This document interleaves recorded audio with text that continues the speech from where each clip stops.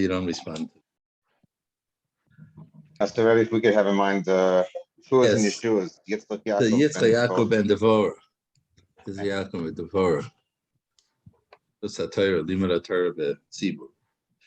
Ikra Kol. Okay, I'm on page Kuf Peiches. Kuf Peiches. I'm not sure what this paragraph, but we'll start from here. In the Chovos haLevavos we have Ikra Kol Shisnai Papi L'Kol B'Chol HaPratim Eved. The main point is that a person should relate to HaKadosh Baruch Hu, be misnai with all the pratim like an eved. I'm an eved. And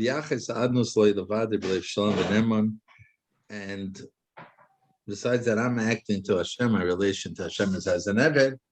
I'm also saying that I only have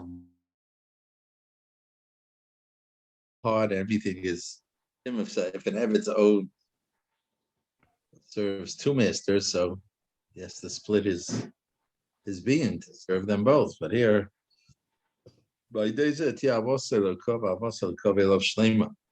and by doing that, his love to HaKadosh Baruch Hu and the love of HaKadosh Baruch Hu to him will be complete. Right, so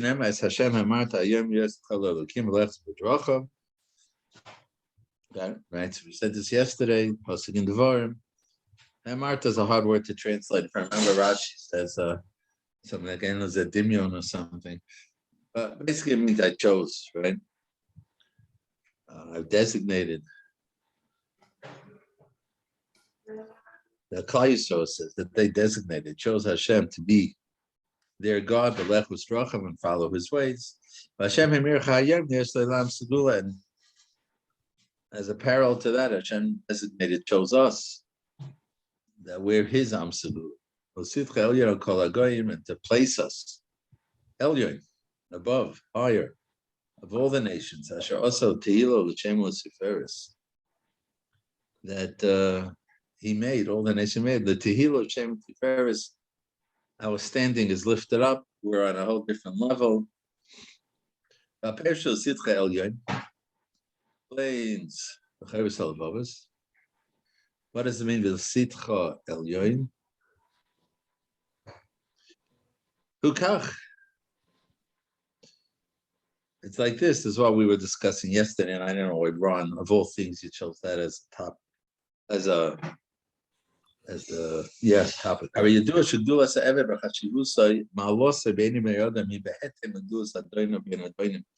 people view, let's call it a servant, a slave, not a slave as we remember from our American history, but someone it's a merit, it's a schus. He merits, he's chosen to be a servant of any individual. So it's measured, his importance, his standing is measured as to who he's the servant. The greater his master, so his standing is enhanced also. And to that amount that his master chooses him and brings him close. Chooses him specifically among the rest of his servants.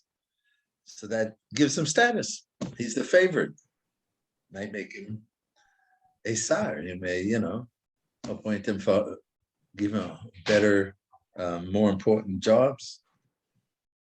But so it's the two sides of it, right?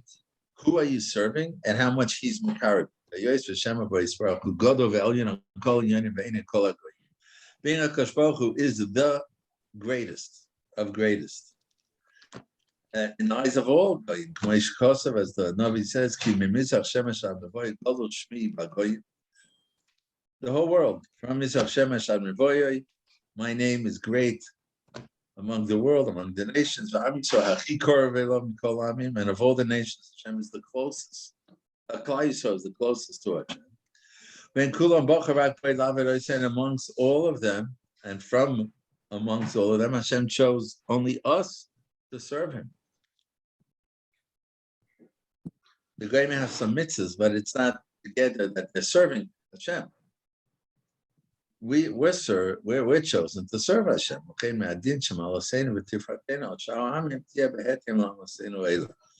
therefore, the logic is that our milas, our status, our glory above all the others is accordingly to this milah. I mean, this seems to be a little bit of a side point. I mean, the point that we were saying here was the cheshbon nefesh is that we have to make a cheshbon nefesh with ourselves. How much are we an Eved Hashem? Right? Based on everything Hashem does to us, we should be mishabed ourselves to Hashem. How much are we an Eved Hashem? It's not always comfortable, but again, how much Eved Hashem means that I have to run through. All my actions have to go through that prism.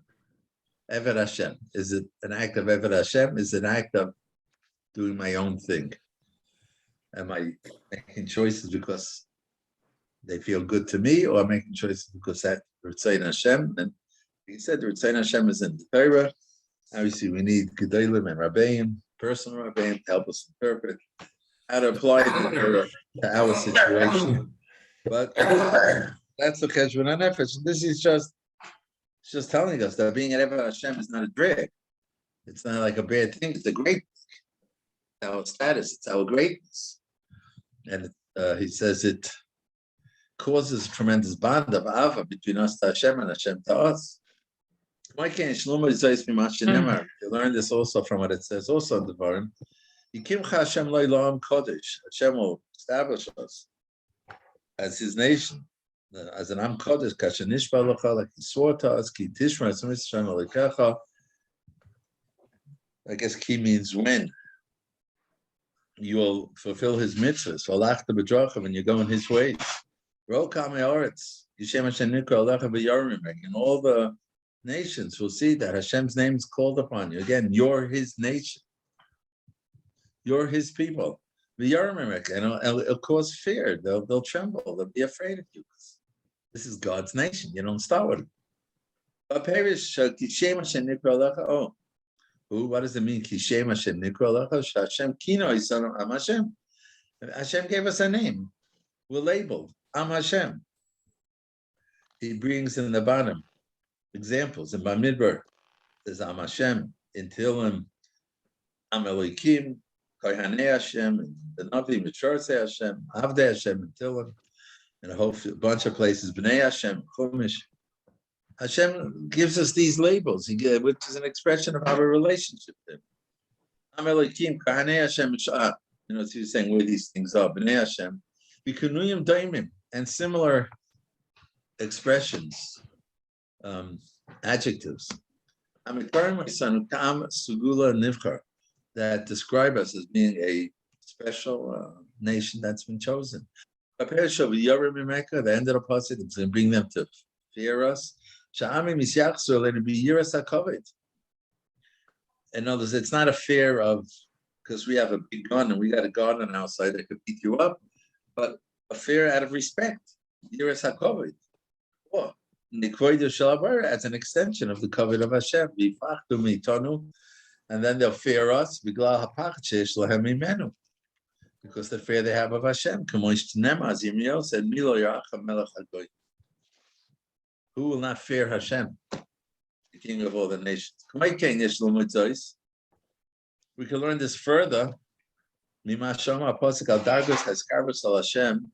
level of being close to Hashem, and serving Him alone, that will reach in the future. The Navi describes that time. On the bottom he says, Eluk Tzadikim Gemurim. They're going to say, to Hashem. V'zeh Yikari B'Shem Yaakov. Eluk Tana B'nei Rishayim, he says on the bottom. That's another level of Klal Yisrael, but then they're called Shem Yaakov. V'zeh Yichtav Yodei LaHashem. Elu Balei Atshuva, U'Shem Yisrael Yechana, Elu HaGerim. This, he says, the Avishter of Nassim explains this pasuk in this way. But that's the dargos. There's different levels of Eskarvas to Hashem, it seems, in the future. right? Of Lashem Oni, Shem Yaakov, Yod Yichtav Yod Lashem, Yisrael Yechanem. You see from here that the value of a person is set in the eyes of Hashem based on how much he has brought himself close to Hashem, and serves him exclusively. The more we reach out to Hashem, the more we serve him exclusively, the more we're mitzkarev to Hashem and Hashem's relationship. It's I don't know, you know the right words, you're all Americans. Relationship. What's that? Symbiotic. And the problem today is that we're not doing that. That's why we're having problems today. Is that the deal you can make? Could be. Wait, what? I don't know, did I say this over that I get this sort of like a newsletter every day now during the 9 days someone writes about the Gullus and the Gula. And he quotes there, I have it here in the, let's see. Second. Okay.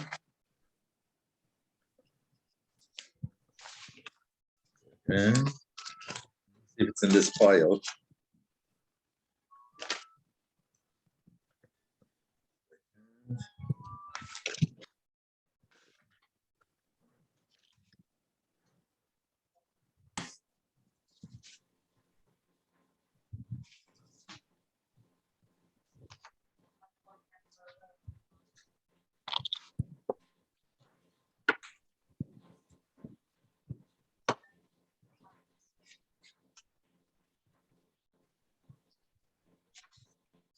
The words of the Sefer Habris.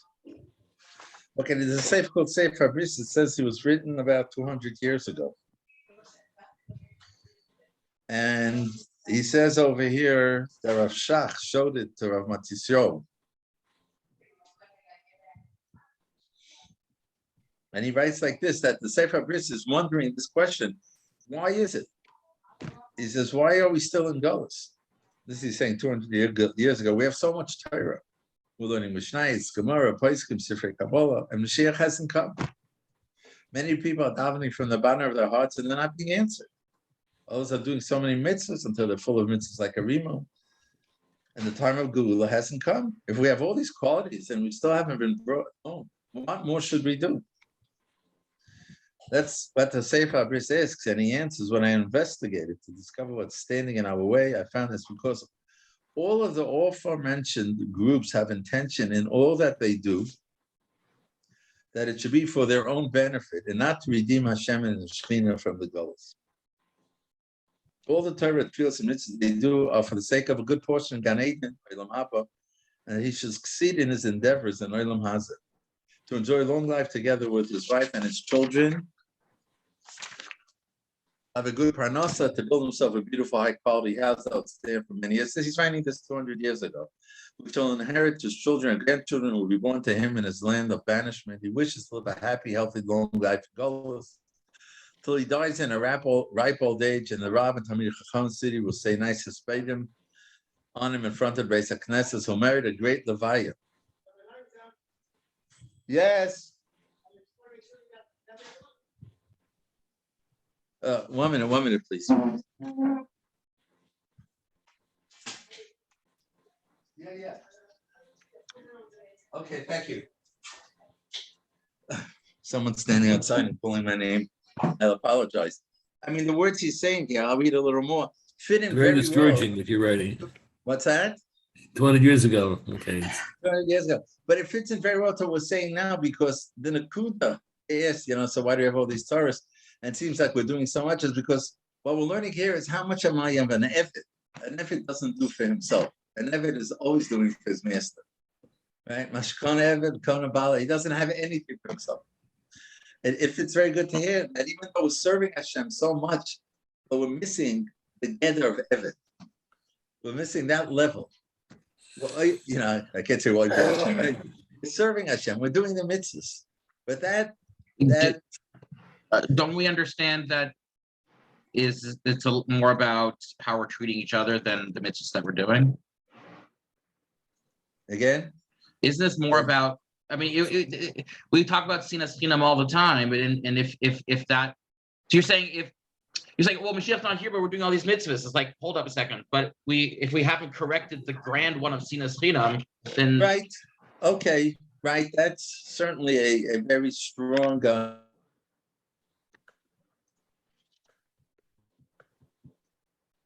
people lost Rabbi Langs in there.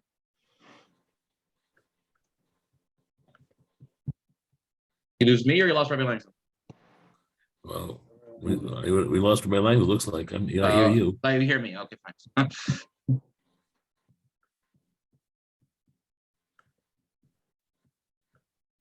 You back, Rabbi Langs? Do you have an answer for the question while waiting for him to come back? It's all part of the same thing. In other words, if we're serving Hashem the right way, we wouldn't be so focused on ourselves. There wouldn't be seeing us, we wouldn't be focused on ourselves. Since we're serving ourselves, basically. We're not really serving Hashem. We're serving ourselves. We care about ourselves and we're focused on ourselves. Mm-hmm, mm-hmm. That's what it's, it's the same idea. That's what I think. I think, yeah, go ahead, Brian. Wasn't that a previous car? It's really hard to hear you.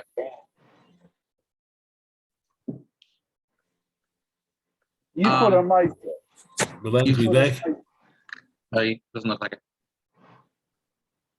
We're saying Yichud Maisa. Sure. So my question back in this situation is as follows: if everyone was doing mitzvahs selflessly for the L'Shem Shemayim, yes, there would also be no sinas chinam because you'd be focused on Hashem, not on yourself. So the translation is that our mitzvahs are worthless.